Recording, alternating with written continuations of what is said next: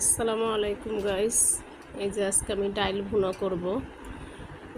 অনেক গরম পড়েছে, এর ভিতরে এই যে ডাইল ভুনা করলে এটা দিয়ে ভাত খাওয়া যায় মজা করে। এই যে আমি আজকে ডাইল ভুনার ভিতরে একটু রসুনটা দিব বেশি, এবং রসুনটা আস্তে আস্তে কোয়া দিয়ে দেবো।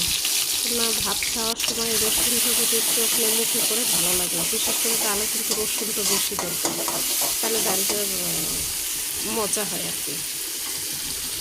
আমি এই যে পেঁয়াজ রসুন দুটো শুকনো মরিচ দিয়ে দিলাম, ভাজা হয়ে গেছে। একটু আদা পেস্ট দিয়ে দিয়েছি, একটু পানি দিয়ে দেব।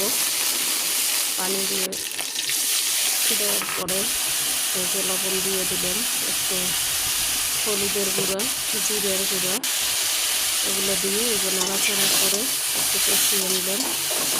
কষানোর পরে এই যে কষিয়ে নিলাম, কষানোর পরে এই যে আপনার ডাইলটা দিয়ে দিলাম, এবং ডাইলটা একটু কষানো হলে তারপরে আমরা পরে এটাকে পানি দেবো।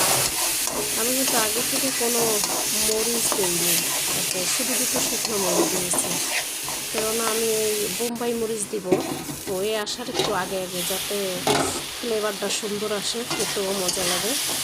এটা উঠানোর নামানোর একটু আগে আগে দিলে এটার ঘ্রাণটা খুব সুন্দর থাকে। সেই কারণে এই যে ডালটা নাড়াচাড়া করে নেব।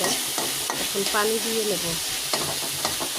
আসলে আমি নতুন চ্যানেল খুলেছি, আপনাদের যদি ভালো লাগে, কারো একটু যদি ভালো লেগে থাকে, তাহলে আপনি আমার চ্যানেলটাকে একটু সাবস্ক্রাইব করবেন, দয়া করে লাইক শেয়ার কমেন্ট করবেন।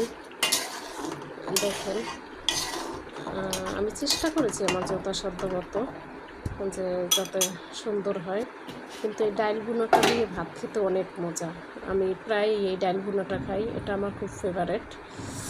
বিশেষ করে বোম্বাই মরিচ দিয়ে, সাথে লেবু দিয়ে ডাইল ভুনাটা দিয়ে পেট ভরে ভাত খাওয়া যায়। আপনার 2-3 প্লেট ভাত অনায়াসে খাওয়া যায়।